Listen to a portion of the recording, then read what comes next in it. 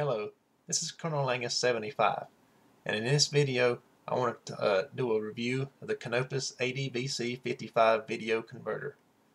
Back in October, I built a new PC and installed Windows 7 on it as my operating system, and that meant that my old video capture card wouldn't work in it because there hasn't been a driver update since 2003, and Windows 7 doesn't recognize or have any built-in drivers for it. So since then I've been looking around for a new video capture device, and there doesn't seem to be that many that are compatible with Windows 7. The ATI, the new ATI, all TV Wonders only have basic Windows 7 support, so I didn't really want to try those just in case they didn't do what I need them to do.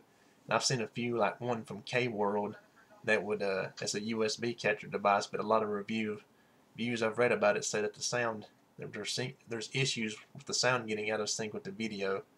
So and then I come across the Canopus ADVC-55, and it seems to have got a lot of good reviews, but I'm not quite sure it lives up to the hype that I've read about it. But here's the device. It's a little bigger than the size of a deck of playing cards, and on the one end you've got your video input connectors. You got S-video in, and your video RCA in, and your left and right audio in RCA ports. And then on the other side you have your FireWire connection and some dip switches that allow some basic configuration. And then there's the optional AC adapter.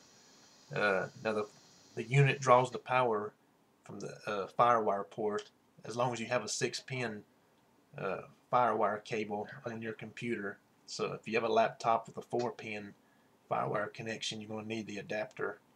Not sure how a 9-pin FireWire port works, but I think those are only on crappy Macs anyway. So, and then there's the status light on the side that tells you if you're getting a good signal, and it's got a few other functions, like if it detects macro vision, it'll turn red or something. I don't have any macro vision tapes, so I haven't run into any problem with it. My biggest problem with this device is that it's very sensitive to the level of video, to the video signal. So if there's any dropouts or anything in it, it sort of skips, and then there's this popping and crackling sound that happens in the whenever it encounters a dropout in the video. I've heard that you'll need either a VCR that has time-based correction built into it, or you'll have to get an external time-based corrector to plug in between the VCR or your analog source and before you plug it into this thing. That's just supposed to correct it up, but one of those things cost probably 2 to 3 times what this cost, and this wasn't exactly cheap. But it does give excellent quality video. It converts the analog and converts it into the DV format, which means there's no drivers involved because all of the DV components are already built in to Windows and Macs, and probably Linux too. All you need is just plug it in, and then Windows recognizes it as a DV camera, and then you can start recording the video in like whatever program supports capturing DV, and it captures it in the raw format, so there's no loss in quality in going in to the device, except for what maybe little compression goes on when you convert to DV.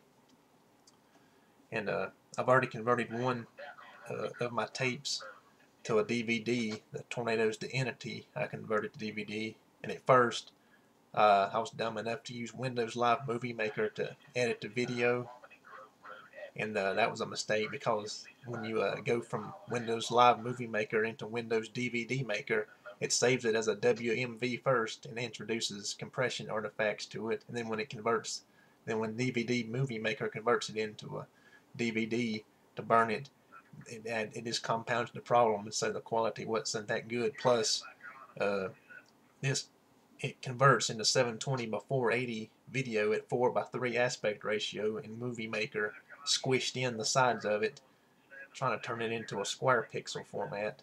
So that was another problem that it did. But the second time, I just burned the straight raw file in with DVD Movie Maker, and it turned out pretty good. It's pretty much identical to the original source tape, except maybe a little loss in quality due to the compression.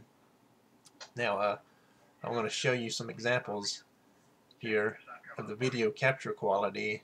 This first recording is going to be my Tornadoes video after my Tornadoes to Entity video after I captured it to DVD, and then so here that goes.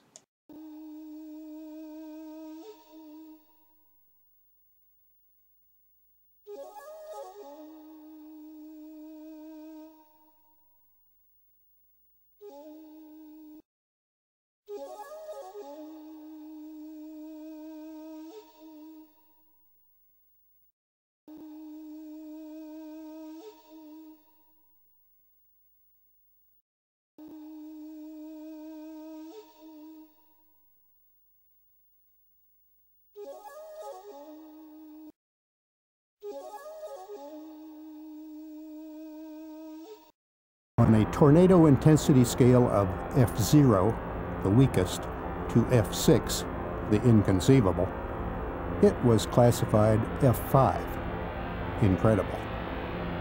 Only one tornado in 1,000 generates that power. Tornadoes have been reported in every state, even here in the Nevada desert, 30 miles north of Las Vegas.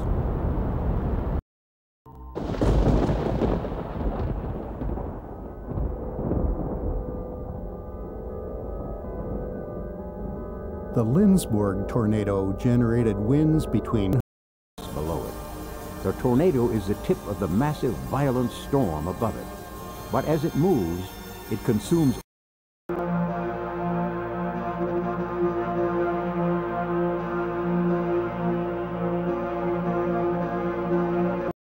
that a specific location will be struck by a tornado.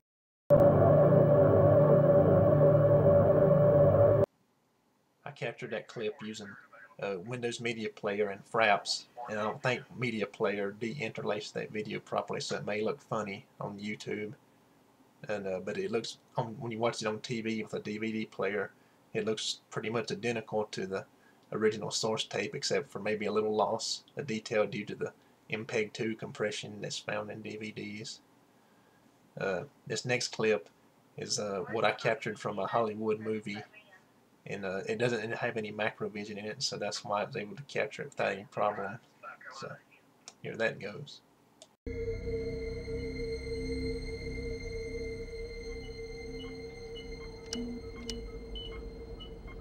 Captain's log.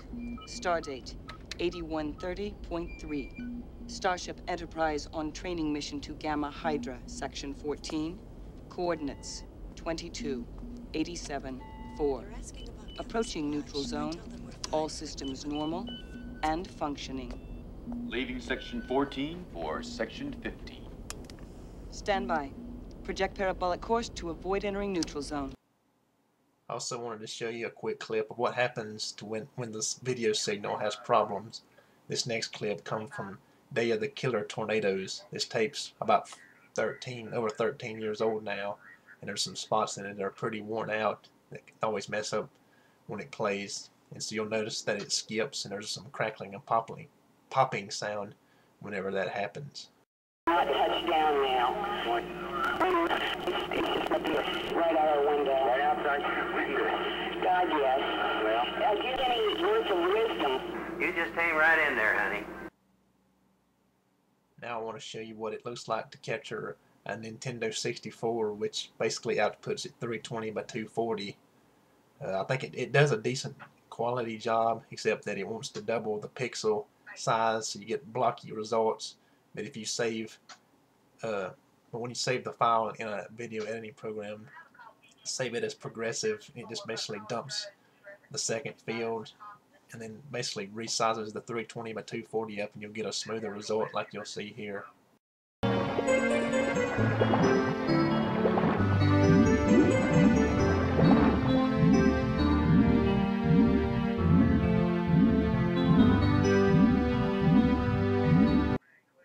finally, I wanted to show you what it would look like to capture straight off the TV. My TV has no RCA output jacks, so I just plugged them into the ADVC-55 and captured using it. The results are a lot better than capturing from VHS, of course, since you got higher resolution and all that. But pine tree, and I know they're 32-foot pine trees, and we seen that much of, about maybe 6 inches at the most. It felt like you were going like 30 miles an hour. You couldn't ask for a smoother ride. Incredibly, the house is now sailing around the neighborhood. From the rooftop, Sean sees the house pass. I just seen them up on the roof, hanging on for dear life, waving their arms and, you know, screaming for help. I mean, there was nothing that I could do because physically